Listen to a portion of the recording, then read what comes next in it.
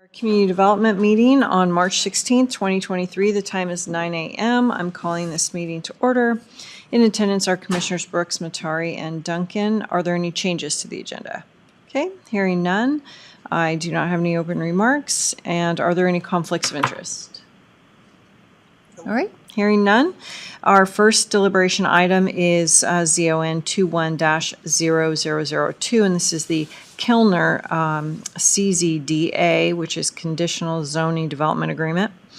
And so, David, are you going to start us off, or?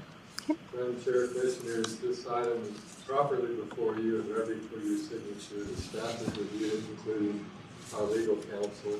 We think it hits the mark. Oh, you're mine. Sorry.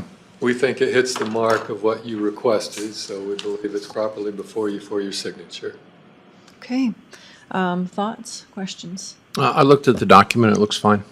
Okay. Bill, are you all right with it? Yep. Okay. Then I would entertain a motion. I move that we approve ZON 21-0002 for Kellner, the Conditional Zoning Development Agreement. I second the motion. Bill Brooks. Aye. Commissioner Matari. Aye. Chair Duncan. Aye. All right. It is approved. Item 2, CUP 22-0013, and this is Black Rock Marina Boat Storage. And who will be leading us? Vlad will. All right, Vlad. Good morning, Commissioners. For the record, Vlad Finkel with Kootenai County Community Development. This is a request by Black Rock Marina LLC to establish a brand new warehouse facility, which will be called Black Rock Marina Boat Storage. The subject property is located on the southwest side, or the southwestern quadrant of Kootenai County along Highway 95. It's directly across from the Kootenai County landfill and south of Rockford Bay Road, with access via Bolin Street, a private road that was recently constructed. The property is approximately 10 acres in size. The lot was created under the old plat of Rockford Bay Heights subdivision, and it has been boundary line adjusted a couple times, so the legal description is slightly different than the original platted lot. The reason I bring this up is there was some level of confusion from the public through the public hearing process, as well as at the hearing examiner's hearing, that the request consists of multiple lots. That's inaccurate. It's only one lot that's 10 acres in size, but the legal description has a reference to other lots within the subdivision based on the boundary line adjustment that took place in the recent past. Moreover, the parcel itself is fairly level with some vegetation along the eastern property, and a portion of the existing vegetation will be used for landscaping to buffer the proposed facility. The zoning is rural and the comp plan designation is country. The request will consist of 3 buildings. Each one of them will be approximately 12,000 square feet in size. The facility will not be open to the public. This is a very unique situation where primarily most of the warehouse facilities or mini storage facilities for boat storages are open to the public, and it's all based on lease agreements that the individuals go into a contractual agreement with the owner to then store their personal property in. In this case, this will be operated solely by the Black Rock Marina staff, and therefore there will be no offices or restroom facilities on site. The way this has been explained to staff is that the facility will be primarily utilized, or traffic associated with the facility will be primarily in the spring months and in the fall. And that's when the boats will be removed from the facility to be taken to the lake, and then subsequently at the end of the season they will be taken back by staff. So the predictability of traffic impacts and trips generation will be based on the seasonal use of boats by the Black Rock Marina not employees, customers. The the main access to the property was recently constructed under a site disturbance permit. Boland Street had actually been modified or has actually been relocated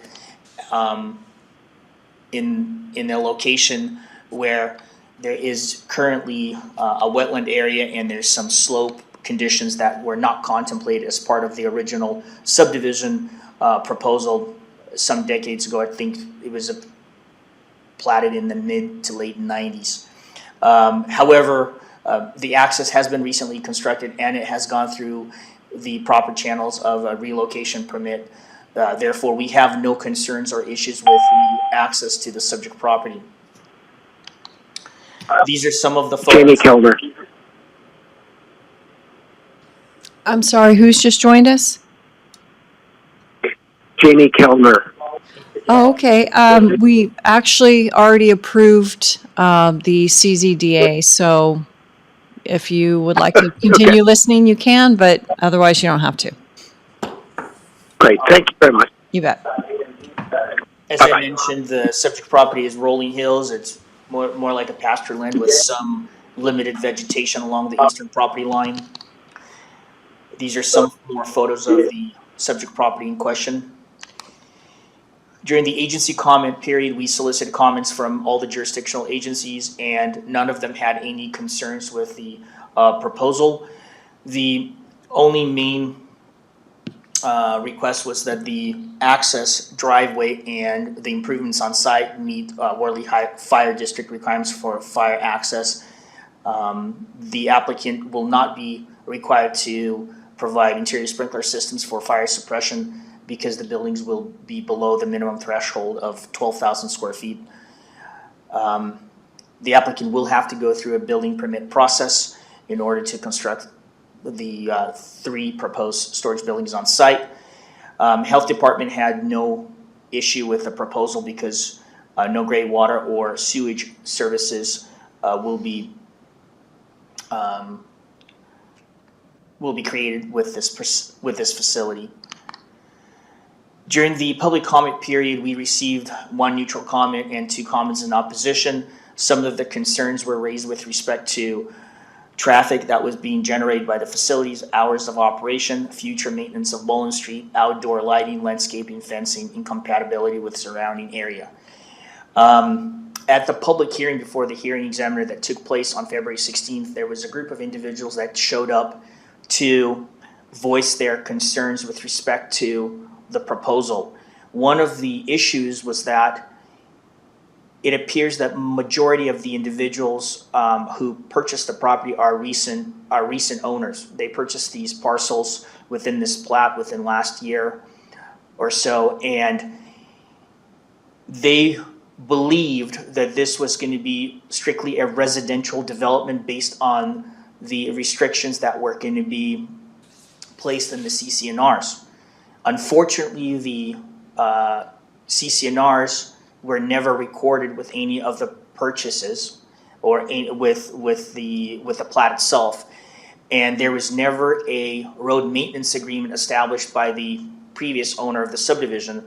Therefore, there's no legal mechanism for the county to implement or enforce CCNR restrictions. And we made it very clear at the hearing that while this is a rural zone, some commercial activities such as this one may be allowed through a conditional use permit process. I'm not sure if the public understood that clearly, but because we have no restrictions either on the face of plat from the original recordation of Rockford Heights subdivision or subsequent CCNRs that would limit the scope of uses on site, we could not stop the applicant moving forward with this application.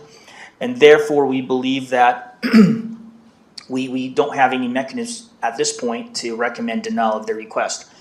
One of the things that I did want to point out is that the facility is not open to the general public, as I stated, and so seasonal vehicular traffic will be generated by Black Marina is going to be fairly well managed by staff. because it will be done on as needed basis, where most of it, like I said, will be done in the spring and in the fall.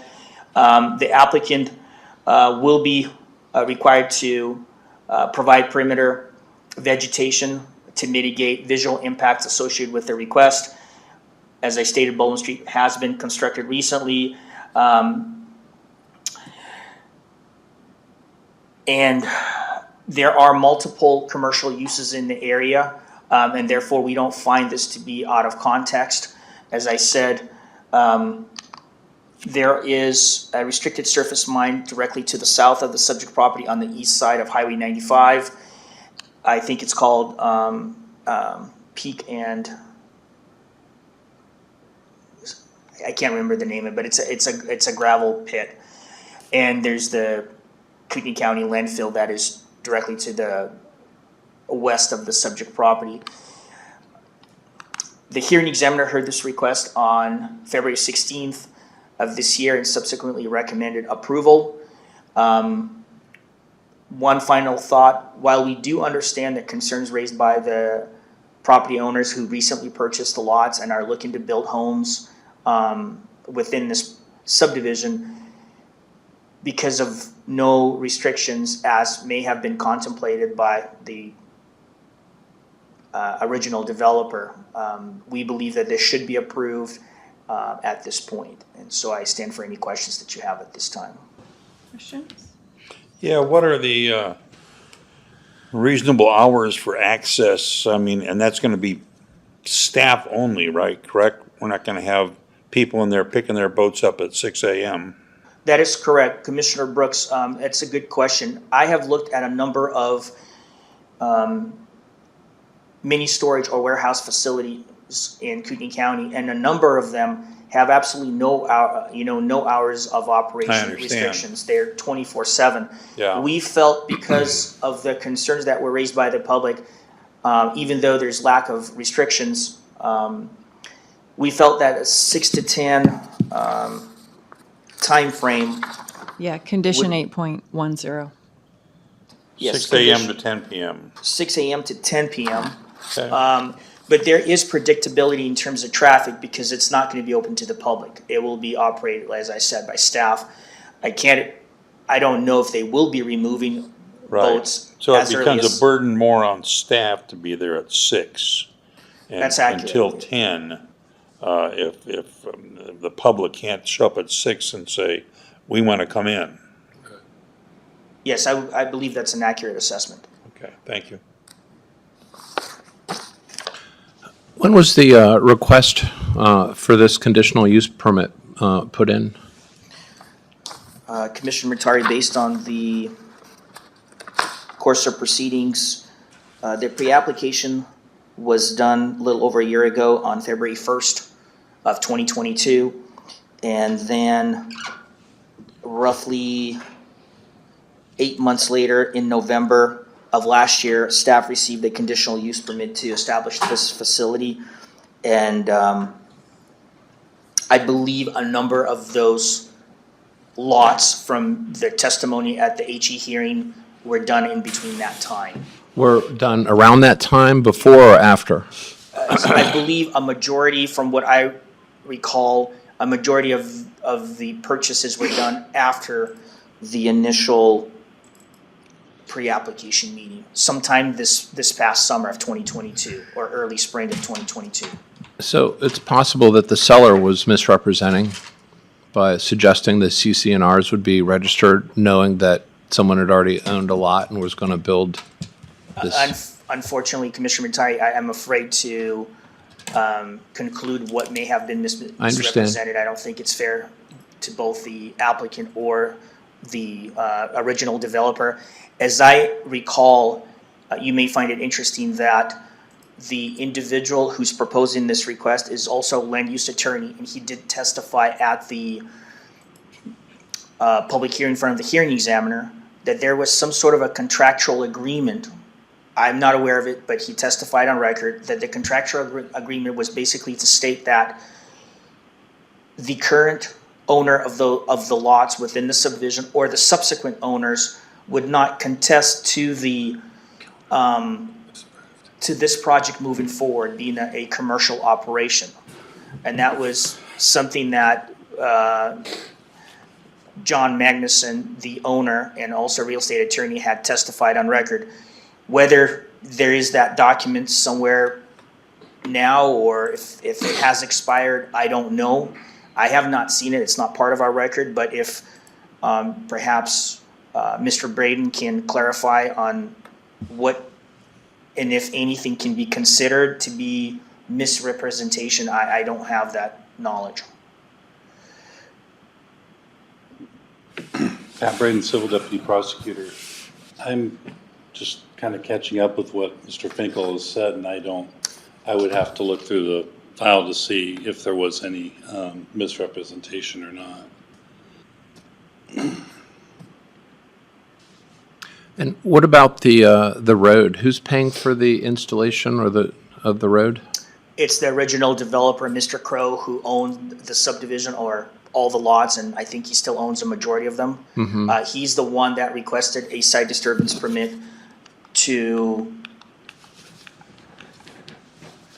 construct this road and to request a relocation to modify the existing access easement benefiting this interior road to a new location so that it doesn't create a greater amount of site disturbance or slopes on the road, and it does not compromise the existing wetland area that traverses through this portion of the plat. But there's no agreement at this point for the road maintenance There among isn't the one- neighbors. There isn't one, and there's nothing in their code that requires or would direct staff to implement a condition of approval to have a road maintenance agreement in place. Typically, road maintenance agreements for private roads are established as part of a platting process through a subdivision review, and they're implemented as a separate instrument number that's cross-referenced on the face of plat. We don't have any mechanism for a land use application to enforce the establishment of a road maintenance agreement. The board, of course, has the discretion to impose it, but keep in mind that if you do impose a road maintenance agreement, you can only subject the applicant into one, or you can force the applicant to sign into it as part of a condition of approval, but that would not put a legal obligation on the other property owners within the subdivision because they're not part of this request. And if Mr. Braden disagrees with that, he's welcome No, to chime in. I do agree. It is the board's prerogative to impose such a condition. But it would have to be signed by all the parties and they would have to agree to do that. I know that I've seen that in other communities where with these private roads, and you hear a little bit of grief from folks depending on where you live on that road and how much you're going to pay. And here we're talking about, transporting boats, which are probably a little heavier with the truck, Right. I would assume, than your normal traffic, your normal residential traffic. Correct. So I could see that being a real problem for the neighbors. Vlad, do you have, it's page 11 in our packet. It's a vicinity map.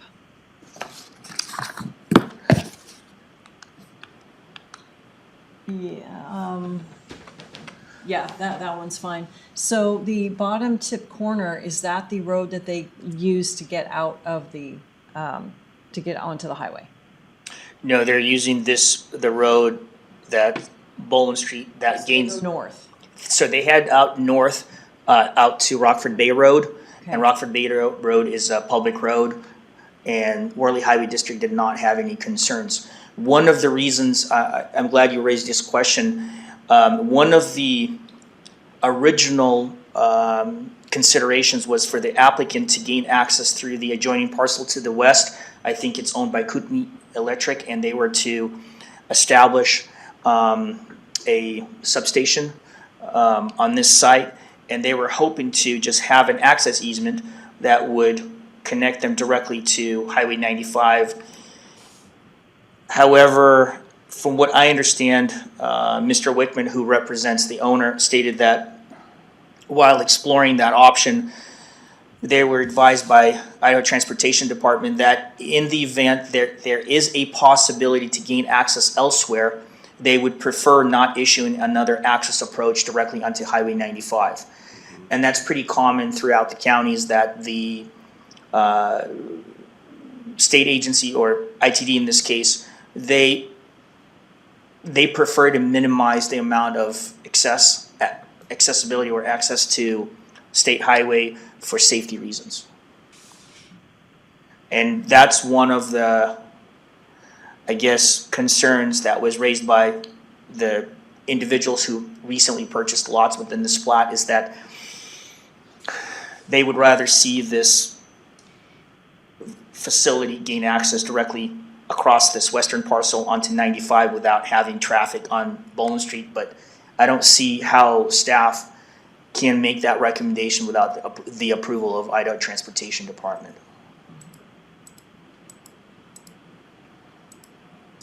Do we have any idea what a reasonable agreement would be? I live on a place where our CUP neighbors maintain our road. And it's just a gentleman's agreement. We don't have anything in writing. But we've maintained that relationship. So is there something that we can consider that, and the fact that it's mostly heavy traffic in the spring and the fall, it wouldn't be necessarily, they wouldn't need to worry about snow removal or something like that.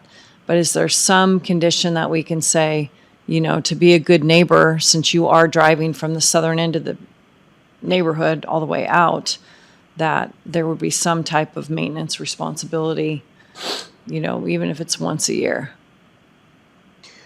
You may consider it, as I stated before, but it would only put the legal and financial obligation on the current, or on the applicant, and none of the other individuals within the plat would be responsible.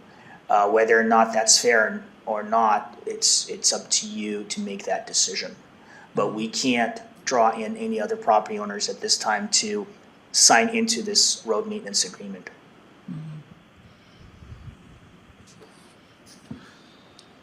I don't know, you want to go after something like that? I think it's only prudent. I think that the neighbors shouldn't be burdened with a business operating in their community that's going to, use the road that way and then not have any agreement beforehand, because they're using the entire road, and eventually you're going to get potholes and things like that. And depending on how they construct the road, which I assume would probably be chip seal. We don't No. even. No. No. That would be What- No, What is it? yeah. gravel. Gravel. Because it's let me clarify. Because the road is being constructed after the plat has been recorded, the current rules and regulations in terms of compliance with the highway district standards for road improvements do not apply. This is a fairly old plat. I believe it's close to 2.5 or 3 decades old. And we can't impose more restrictive regulations in this time just because the applicant or the developer at the time the plat was recorded neglected to construct the road, and the department did not enforce it. And I believe that a number of these lots were sold. This was something that was told to me directly by the applicant as well as the other owners, is that the reason these lots were sold is that the owner promised to build the road access to them. Otherwise, they would still be in his possession. Yeah. My big concern is just the fact that folks are induced into buying property based upon a set of assumptions, and then it changes afterwards. And that's just, one, it's just not right. But two, you should have an expectation that what is inducing you into making the purchase, is going to remain. And it doesn't seem like that in this situation. And maybe I'm missing something here, but there's going to be a lot of question marks, proceeding just as is. Yeah, well, for me, they're going to want a nice road anyway, because you cannot have these $100,000 boats with, 6-inch potholes for quarter mile. So, I mean, to me, I'd like to find out what the applicant is willing to do for road maintenance. Especially, I mean, you go to my road right now and good luck. It's a big mess. But like I said, my neighbor, he, takes care of it every year. Every spring, he does whatever he needs to do. So I would think that this applicant would, by necessity, just to keep care of the customer boats, to have some type of issue. And I don't want to be overburdensome, but I also don't want, I don't know, approximately how many boats can be stored there?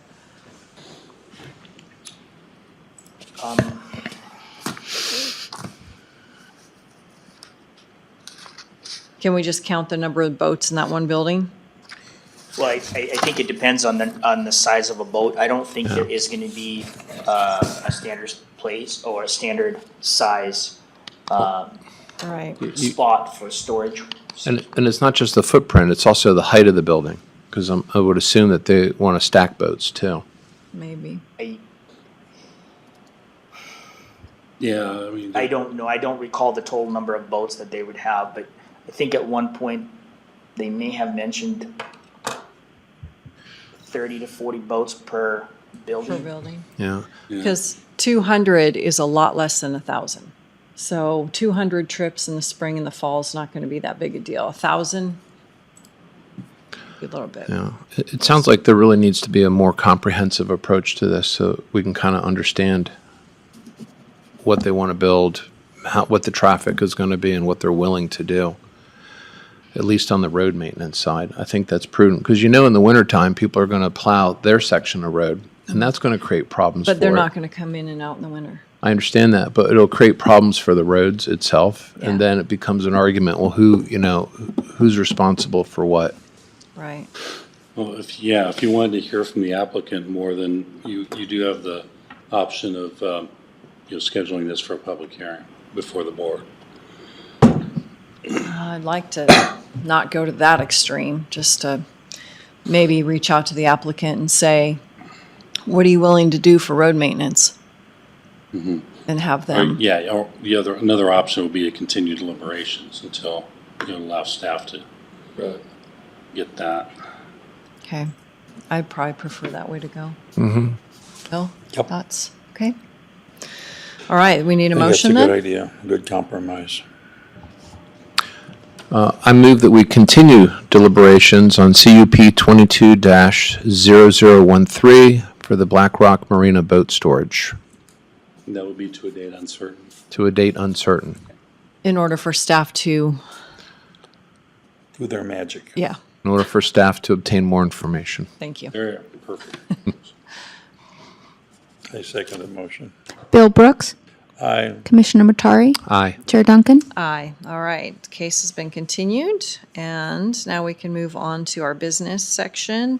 Item 1 is notice sign deposit fees. So, David?